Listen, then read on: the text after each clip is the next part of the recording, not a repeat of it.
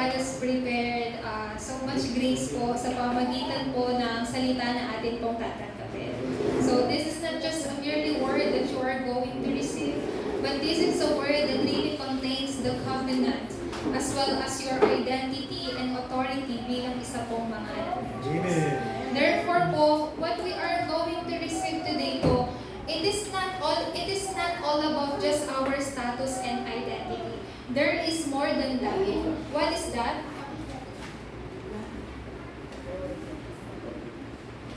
Our authority po. Sabi po sa John chapter 1 verse 12 po, according po dito, yet to all who did receive Him, to those who believe in His name, He gave the right to become children of God. Sa isang salita po ng right is authority.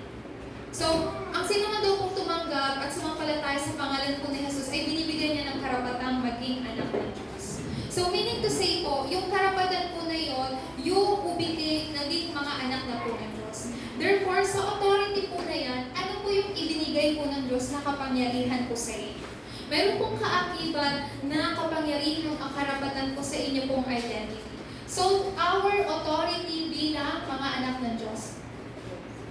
So, have you ever asked yourself po, ano yung authority ko bilang isang anak ng Diyos? Ako bilang anak ng Diyos, ano yung karapatan o kapangyarihan na ipinagkaloob sa akin ng Panginoon? And according po sa verse 13, hindi daw po tayo naging anak dahil po sa kalikasan, dahil sa kagustuhan ng tao, pero dahil tayo ay mga naging o isinilang po ng Diyos. Amen. Kaya nga po, therefore, just having the identity po, yes, you know who you are. Alam niyo po kung sino kayo. You are a child of God, tama po. Amen. You know very well who you are. But, can you really utilize the authority within your identity po? That's the very question we really have to ask ourselves. I am a child of God, I am a saved child of God, but do I really well utilize my authority bilang isang anak ng Diyos? Kaya po, that's the first question po na we have to ask po throughout this message po. Anak ako ng Diyos, nagagamit ko ba yung kapangyarihan ko bilang anak ng Diyos? So para po sa atin pong intro, bilang mga anak po ng Diyos, there are two kingdoms po na dapat po natin malaman. Una po, the world's kingdom. Alam niyo po kung saan nakasentro ang, ano nga po ito? Ang kaharian po ng mundo. Nakasentro po sa mga physical po na bagay. And even now, ang mundo po ay nasa loob po ng Genesis chapter 1 verse 3. What is inside of Genesis chapter 1 verse 3 po? Emptiness, chaos, and darkness po. Even now. Until now po. Hindi lang po yun. Why, bakit po yung mundo po natin, bakit po yung world's kingdom even now ay nasa loob po ng Genesis chapter 1 verse 2? Kasi hanggang ngayon po, ang mundo po natin ay nasa loob ng tinatawag na fundamental problem po. Therefore po, ang mundo po natin ay nasa loob ng Genesis 3, 6, and 11 po. Where people who are living being self-centered, physical-centered, and success-centered. Pero people thought na hanggang doon lang yung buhay nila. Or being successful hanggang doon lang. Pero hindi po alam ng tao na meron pa mas malalang problema yung darating po dito. Since money, since physical things, since success isn't enough for them, they are trying to be more successful po sa pamamagitan ng ibang bagay. That's why they are following this method po. They are following superstitious, being possessed by evil spirit. But lahat po ng bagay po na to ay nasa loob ng culture ng Nephilim. And in the end, ang buhay po ng tao ay nasa 6 states of being anti-labor. Ibig sabihin po nito, kapalaran po ng tao. Kaya nga po, ito po yung sentro po sa kaharian po ng mundo, the world's kingdom. But we, children of God, ano po yung dapat po nating malaman? Dahil tayo po ay mga anak ng Diyos, we really have to know well, ano po ba yung sentro po ng kaharian po ng Diyos. Sabi po sa Romans chapter 14, Diyos ay nasa loob po ng righteousness, merong joy, even peace po, kapayapaan. Ang mundo po, this world kingdoms po, saan po saan po nakatuon po? Sa Mateo chapter 6 verse 32 po. Sinabi po ni Jesucristo na huwag kang manalangin katulad ng mga tao dito sa mundo who are just asking like food, clothing, shelter. Pero ano pong sinabi po ng Diyos? Manalangin ka, first you have to seek the kingdom of God and its righteousness. Sabi po sa Romans chapter 14 verse 17, because the kingdom of God, inside the kingdom of God, there is righteousness, joy, and peace po. Dahil si Jesucristo po, sa loob po ng kaharian po ng Diyos, nariyan po ang mensahe at kasagutan na tanging si Kristo lamang. Ito po yung talagang mensahe na kailangan po nating panghawakan. Only Christ po. Not just any Christ. Kahit saan po kayo magtanong, you go out po, tanungin niyo po sila, do you know who Jesus is? They will answer you confidently po. Do you know who Christ is? They will answer you very confidently. Pero do they really know why Jesus became the Christ po? Hindi po nila masasagot. Bakit po si Jesus naging Kristo? At bakit si Jesus kailangan lang maging Kristo? Why Jesus have to be Christ po? Have to be the Christ? Because of this fundamental problem po. Because you and I, we cannot solve fundamental problem po. That's why Jesus Christ have to die on the cross and solve this fundamental problem. This is the reason why Jesus have to be your only Christ po. Because no one can solve your problem po. No one can solve your problem. No one can solve your Nephilim culture only by the name of Christ lamang po. That's why He is the true King, the true priest, and the true prophet. Kasi siya po ang tunay na Kristo, ang natatanging Kristo. That's why ipinangako po sa atin ng Diyos yung Acts chapter 1 verse 9. Only God's kingdom. And this kingdom will be accomplished po only by the Holy Spirit po. Ito po ay mai-establish lamang po, ma-accomplish lamang po only by the Holy Spirit. Sabi po na Jesucristo, since you cannot solve this on your own, since you cannot do this alone, that's why I am going to send you the Holy Spirit. And when the Holy Spirit comes upon you, you will be my witnesses. And you will receive that power.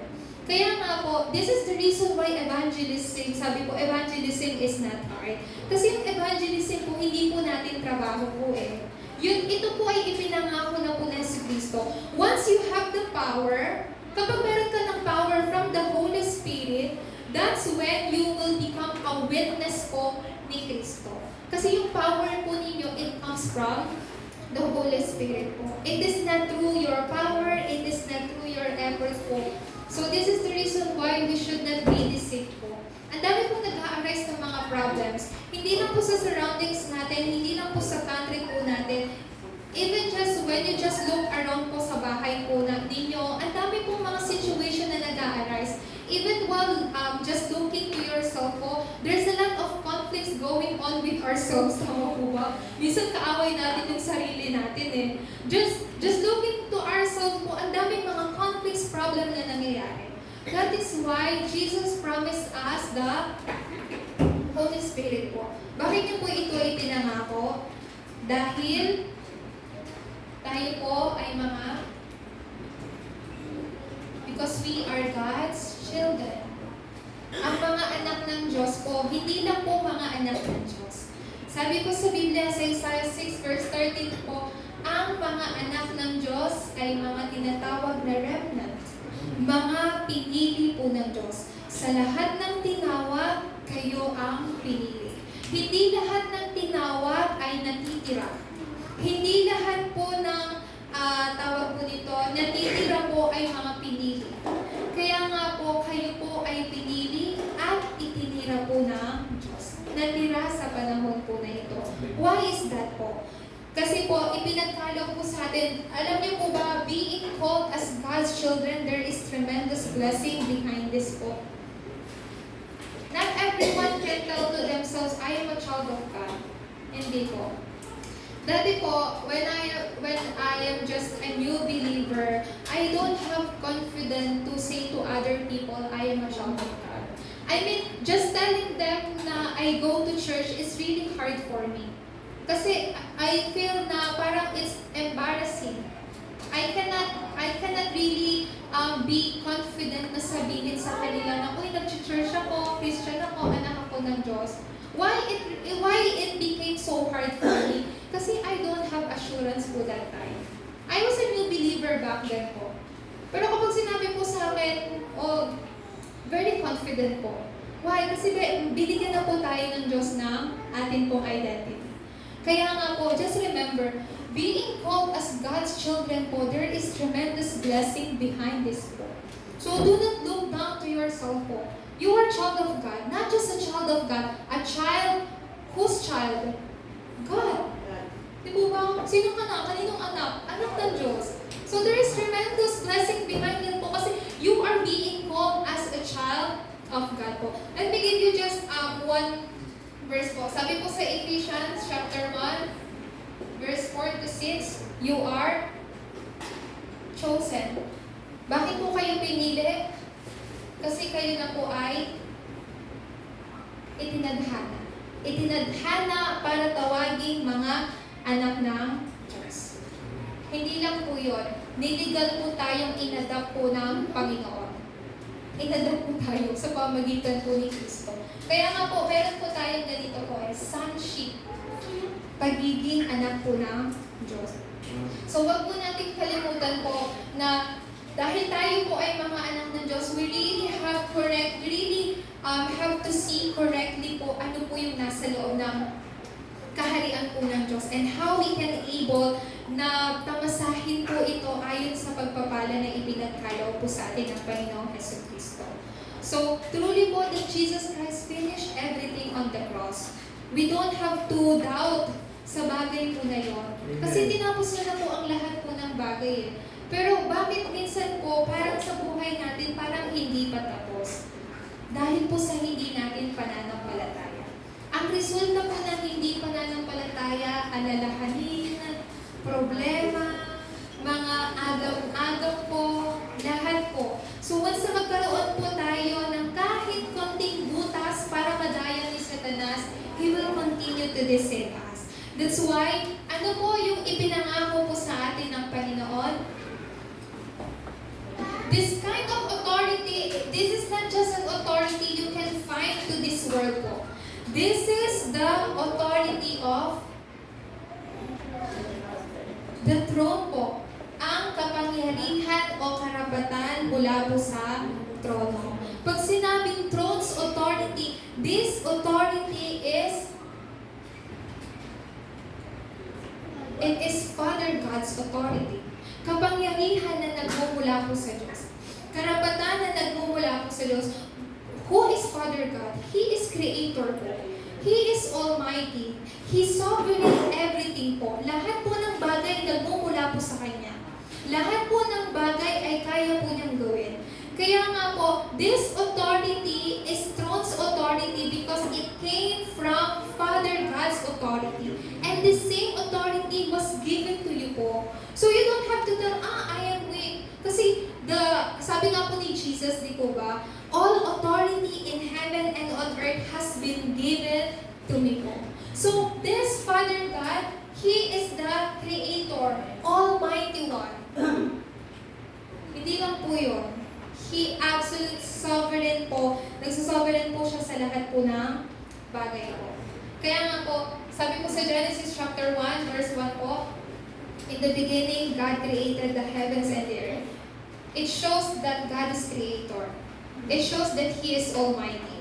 Another one po, in John chapter 1, verse 1 hanggang 3 po, nilikha niya po ang mundo ayon sa Kanyang salita.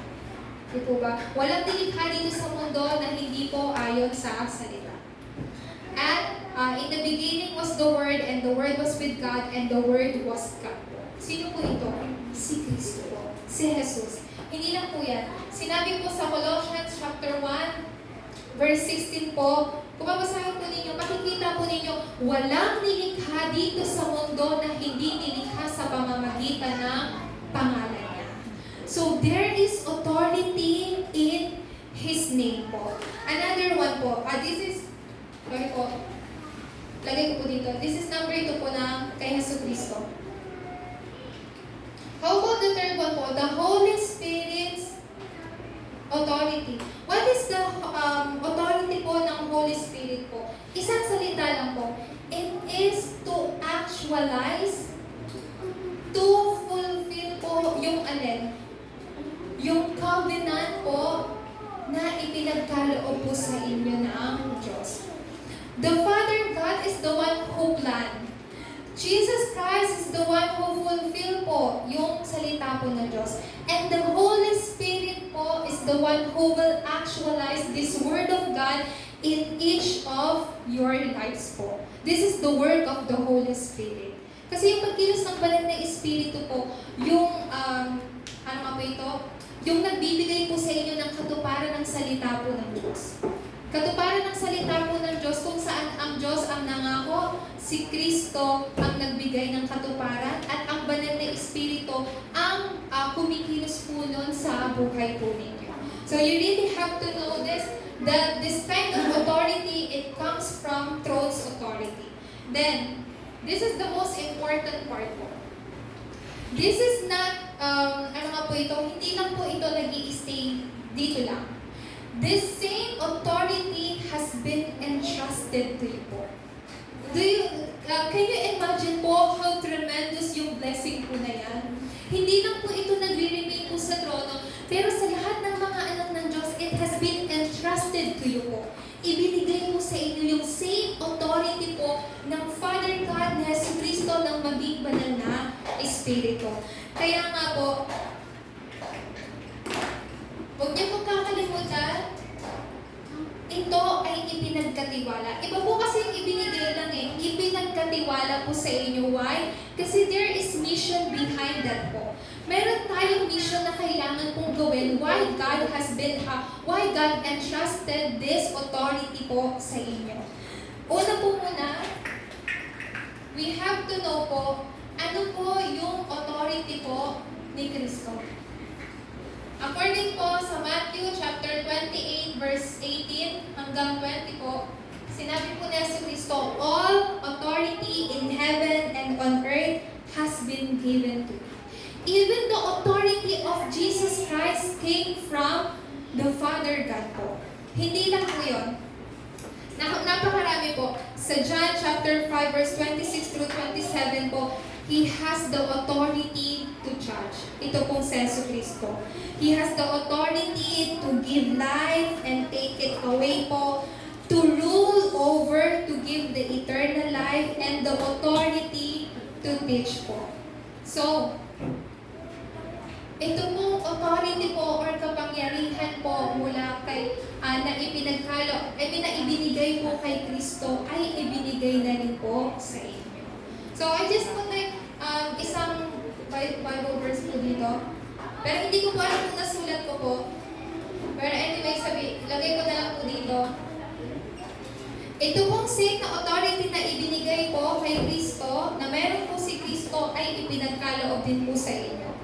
So just remember po, because Christ has this authority, since Christ has this authority, I also have this authority po. And I can also utilize the same authority that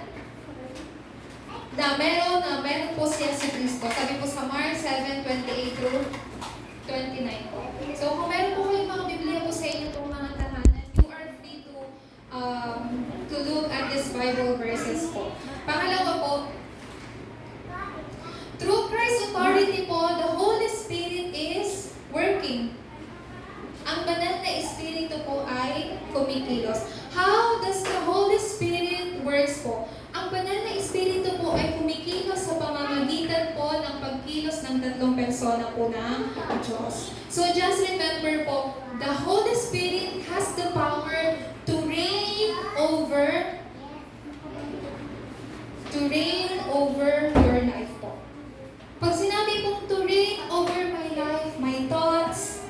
my heart, everything in me po. Kaya nga po, sa prayer po natin sa 777 prayer po, saan po nag-uumpisa yung sentence po ng 77 prayer po natin? Di po ba? Yung una pong panalangin po nun na, Triune God, may you reign over my thoughts, my mind, my soul. So bakit po? Because the Holy Spirit has the power to reign over everything sa buhay po ninyo. That is the best prayer of prayer po. Lord, I pray at this time that you may reign over my thoughts, my heart, may everything, even my soul, my spirit. Kaya I really encourage everyone po, the moment you open your eyes po, have that kind of prayer. May the Holy Spirit work upon you. May the Holy Spirit, may the Triune God reign over my heart, my soul, my everything. Ito po yung napaka-best na panalangin po. Sa isang madali kong salita, why you and I begin the prayer contents po, contain ng 777 po. So, sa bawat pamphlet po na binibigay po namin, lagi po meron doon 777 prayer. So, kahit hindi nyo po maintindihan po lahat po ng nilalaman or ibig sabihin, just by confessing po yung contents po ng prayer po na to, the Triune God will really work po sa buhay po natin. Pangatlo po,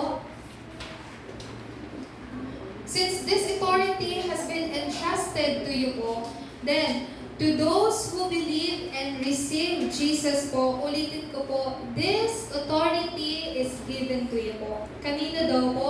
Sa mga tumanggap at naniwala po kay Kristo. Did you accept Jesus Christ in your heart po? Do you believe that Jesus is the Christ? Then you have this authority. Amen. Napakadali lang po, very simple po. If you believe in Jesus, you receive Him into your heart, then you receive that authority. Is this my promise or covenant? No po. It was written in the Bible and in God's covenant po. Bakit po? Sinabi po dito, this is the authority of the status, your status po, your status and yung qualification po ninyo bilang mga anak ng Diyos. Do you know, ano po yung qualification bilang, ano nga po ito? To receive this authority po, accepting Jesus Christ, that's all. Napakasimple po. To receive this authority po, ang qualification, you just have to accept Jesus Christ, that's it po. Kasi ito po yung pinangako po sa atin po ng Diyos. So, you are called a child of God, inheritor. Pag sinabi pong inheritor, ano nga po ito? Mga magmamana po ng mga mana. Kasi meron pong ipinagkalaw po sa inyo. The inheritor, you are also have the authority to use the name of Jesus. And you also have the authority to shine the light of Christ that really breaks the power of darkness. And the most important thing po, you have the authority to stand as Christ ambassador po. Christ ambassador. Alam niyo po, kahit ako po ay, ano nga po ito? Like 28 years old po. Pero maybe like few months ko lang pong nalaman na parang each country po ng bansa po, meron po mga silang nakatayong embassy. I didn't know that before po. Sabi ko, oh, paano yun? Kasi ang alam ko lang po is embassy po ng Korea po dyan sa Taguig. Alam ko, Korea lang ang meron. Pero alam niyo po ba, bawat embassy po, ibig sabihin po na, like each country po, sila po ay mga ambassador po ng kanilang mga bansa. Pero can you imagine po, you are called as Christ ambassador. Si Kristo po, He already went up to heaven. Meaning to say po, you are face of Christ. You are the face of Christ. Yes po. Amen po ba? Amen. So, when people are looking at you po, ano nga po yan? Dapat po kailangan nilang makita po si Kristo po sa inyo. Sa ano po, sa K-pop group po, kapag may grupo po sila, there is like one member ng grupo na tinatawag face of the group. Then you are face of Christ. Amen po ba? You are the visual. Sabihin niyo po, visual of Christ. Visual of Christ. Yes po. Amen po ba? Amen. Do not forget po that you are You are standing as Christ's ambassador po. Not only that, it's all possible po through the work of the Holy Spirit po. So hindi ko na po sinulat po yung mga Bible verses po. Sinabi ko lang po sa inyo yung mga key point po. So anyways po, pangatlo po. Then, what is the reason why this authority has been given to you? Of course, there is reason po why God has given you this authority. Ano po ang dahilan po na to? Sinabi po, ulitin po natin, sabi po sa Mateo chapter 28 verse 18 to 20, because si Jesus Christ po, the fundamental mission of Jesus Christ is to be always with you. Amen. Always. This is the fundamental mission din po ni Jesus. To always be with you. Sinabi po niya, di po ba, to baptize lahat po ng tao po. I-baptize po sila and make them disciples po. Make disciples of all nations. Pero the fundamental mission of Jesus Christ is to always be with you. Whether He like it or not, that is fundamental mission of Jesus. To always be with you. Kahit may katigasan po tayo ng ulo, si Jesu Cristo po hindi po umaalis po sa atin. Kasi yun po yung kanyang pangako sa atin. Sinabi niya po sa verse 20, and I will always be with you po. Amen po ba? You know the spiritual mysteries of all spiritual mysteries po. Kailangan niyo pong malaman po. The spiritual mysteries of all spiritual mysteries is ang Diyos ay kasama natin. With, kasama ko. Kasama natin, Emmanuel. At nakakasama natin sa lahat ng bagay. At ito ay itatayo niya bilang, ito po ay magiging system ng buhay po ninyo. With Emmanuel, oneness, and system po. Bakit ito po ay pinangako po sa atin ng Diyos? Hindi lang po yan. Ipinangako rin po ito sa atin bilang ating only uniqueness recreation system po. This only uniqueness recreation, magiging system po ng buhay ninyo. Bakit po? Because of always with system. This is the spiritual mysteries of all mysteries po. Ito po yung pinangako lang po sa inyo ng Diyos. I will always be with you. Kahit anong ginagawa mo, lagi mo akong makakasama. So, hindi lang po yun. Since this is our fundamental mission in Mark chapter 16 verse 15 through 18 po, ano pong ibinigay po sa atin? Fundamental healing po. Makikita niyo po dyan yung salita pong trample. Pag sinabi po kasing trample po, you are like literally crushing someone under your feet po. Trample po. You are not just stepping over something po, but you are trampling down. Sino daw po yung tinatrample po ninyo? Your enemy. Satan po.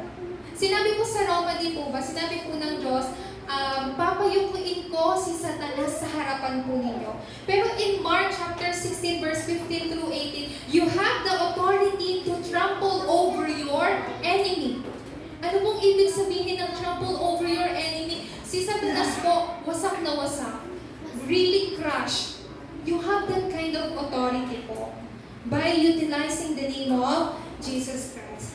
That is why it's fundamental healing po. Kaya po sa Acts chapter 1 verse 8 po, ano po ang kailangan natin? What do we need? We need fundamental power, of course po. How can we, paano po natin magagawa yung fundamental mission po natin kung wala tayong fundamental power? We need fundamental power so that we can receive fundamental healing and do our fundamental mission of saving others po. Amen po ba? Amen. Napaka-importante po ninyo na ibinigay po sa inyo yung ganito pong authority. So, hindi lang po yan. Because ito pong fundamental power, it comes from the Holy Spirit po. We call this 300% filling of the Holy Spirit po. Yung 100% guidance, word, and fruit ng Holy Spirit po. So ito po yung tinatawag po na 3 camps ng buhay natin. 3 camp ng buhay natin. Kaya po, as for our conclusion po, Actually po, marami pong mga Bible verse po dapat pero mawawala na po kasi tayo ng oras po kung isusulat ko pa po lahat. Pero anyways po, isang bagay lang po yung dapat po ninyong you have to remember po. I mean, two things. There are two things po na kailangan po natin gawin. Engage and relate. To be engaged with this and relate. Since you already received the authority without engagement and relaying this po, ito po ay magiging useless po.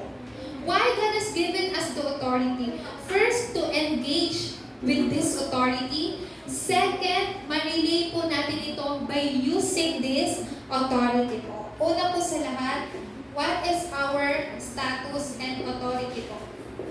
Ano po yung status and authority po natin? The status and authority po natin is to enjoy or be engaged sa blessing po ng 777 covenantal prayer po. That is why, yun po yung dahilan bakit po natin kailangan ng 3 concentration po. Kapag magkaroon po tayo ng 3 concentration, 3 settings po will be set sa buhay natin. You will be established as platform, watchtower, and antenna po. And then what's going to happen po, pangatlo? Kapag meron tayong 3 concentrations, 3 settings, then the 3 answers will follow. Habang ginagawa po natin ito, while enjoying yung 24, 25, and eternal answer po. So this is the answer po of only uniqueness recreation and always with and system po. Pangalawa po, this is the first thing we have to be engaged po. Parang ito po yung summarize po ng mensahe po natin. Pangalawa po, what kind of mission we have to relay po? What is the mission that we have to relay? I mean, our mission is to relay this po. Ano pong mission po na yun? It is to save, to heal, and restore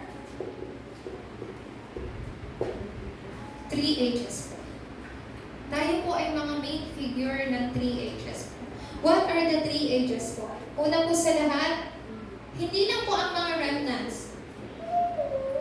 Tayo pong lahat, we are the main figure of 3 courtyards.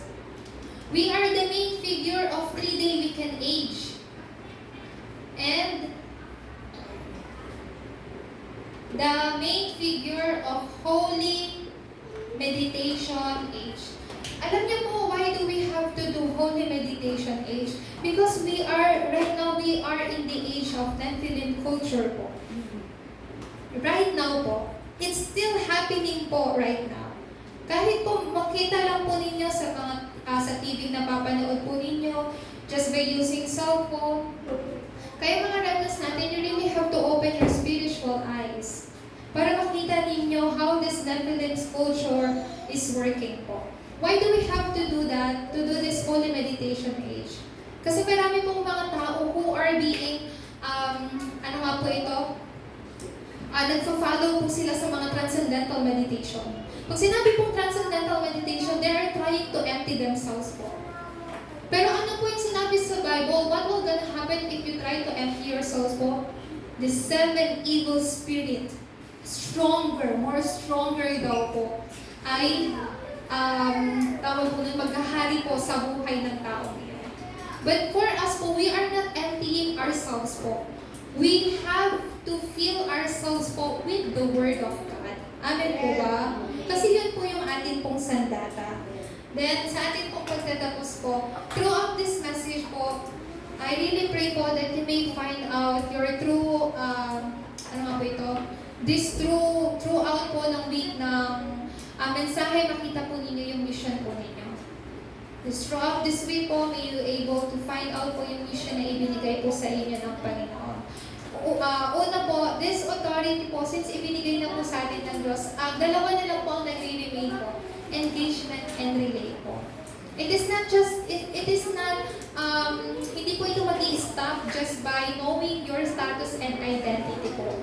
Kailangan po ninyo malaman ano yung authority, kapangyarihan, karapatan po ninyo bilang mga anak po ng Diyos. And how you can really able to na ma-enjoy ma-enjoy po yung kapangyarihan na ipinagkaloob po sa inyo. So, dinadalangin ko po, while meditating upon this message po, may you able to find out yung this week mission po ninyo, maisulat po ninyo yung covenant na pinanghawakan ninyo, as well as yung mga panalangin po. So, let us pray po. Tayo po yung manalangin. Triune God, we give you the highest praise and the highest glory po.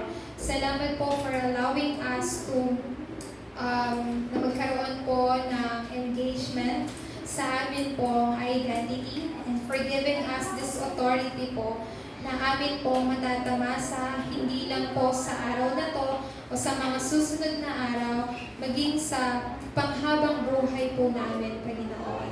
Lord God, may you allow us to really have a deep engagement po sa covenant na ni Jesucristo. Makita po namin ang misyon na dapat po namin makita to save our future generation. This is our prayer, Lord, in the name of Jesus Christ. Amen.